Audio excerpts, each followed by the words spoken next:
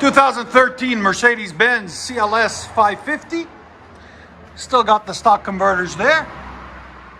Then we true dualed it with an X pipe all the way back.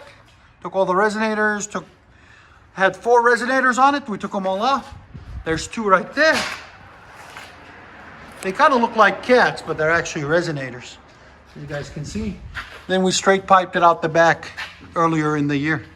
Right there and right there. And we moved forward the X pipe. Let you guys hear it in a second. Hope you guys like it.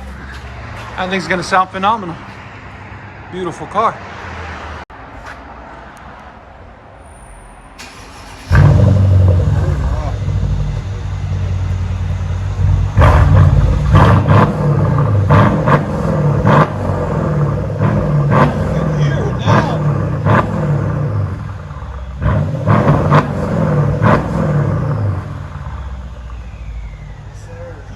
It's pulling up now. Yeah. Bring it back.